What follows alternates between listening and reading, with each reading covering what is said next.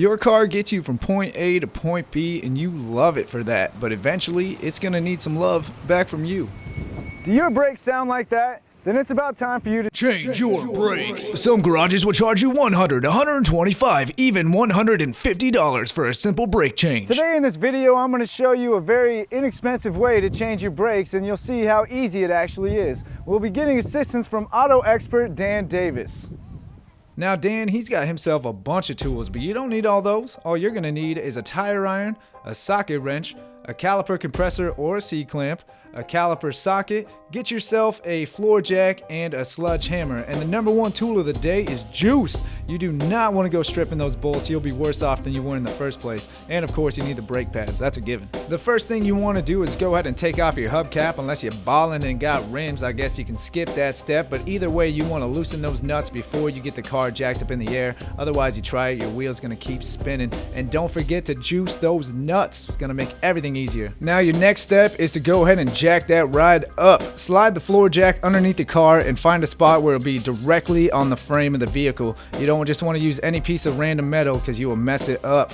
And I didn't tell you about jack stands because I don't usually use them, but apparently Dan's had a car fall on him or something. Anyway, safety first, I guess. Go ahead and put that jack stand under there and you'll be cool. The wheel may be a little stiff, so go ahead and hit it with the sledgehammer.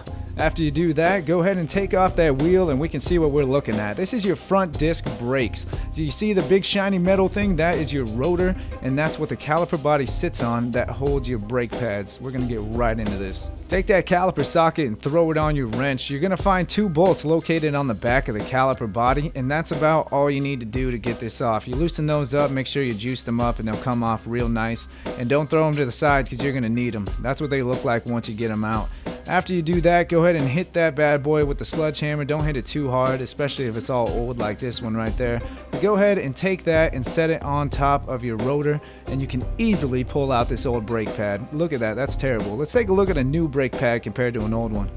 I should have changed those a long time ago. Now pop that hood, baby, because you need to take the lid off your brake fluid reservoir. Otherwise, you're going to have a mess on your hands here in a little bit. Now peep game, because this is the most important step in the process. Take an old brake pad and the caliper compressor and place them inside the caliper body. That circle behind the brake pad is your caliper itself, which needs to be fully compressed in order to get the new pads on. Now, look what would have happened if you didn't take the lid off your fluid reservoir. It would have popped off and made a big mess from the pressure, so good job. Now that that's all said and done, all you gotta do is take that compressor off, get that old brake pad out of there, and break out the new pads. Well, we about got this sucker whooped, boy. Go ahead and put your back pad on, then your front pad. Make sure you know which one's which because on some cars they may look a little different. Flip that sucker back over and put it into position. You might need to give it a tappa with the sledge to get the holes lined up. After that, I don't know what Dan's doing here. Maybe he got some junk in there, but all you need to do is tighten that with the socket wrench on both sides and you're good to go. Put that tire back on, put the jack down, and tighten your bolts when it hits the ground. Now let's go ahead and see how fast Dan can do the other side.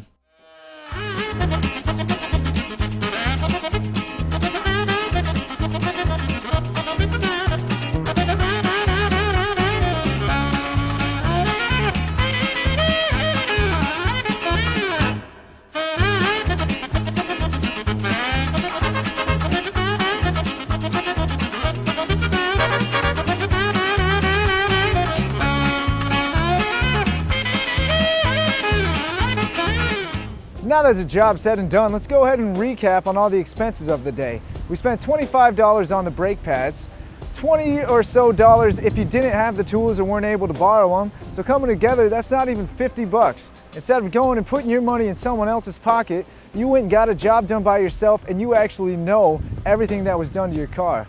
I'm Aaron Traudt, and until next time, you drive safe. Hold up, Aaron, you forgot to tell them how much they saved. On this job alone, anywhere from $50 to $100. And over their lifetime, probably like $1 million or something. I don't know. Either way, you save when you change your own brakes, so do it today.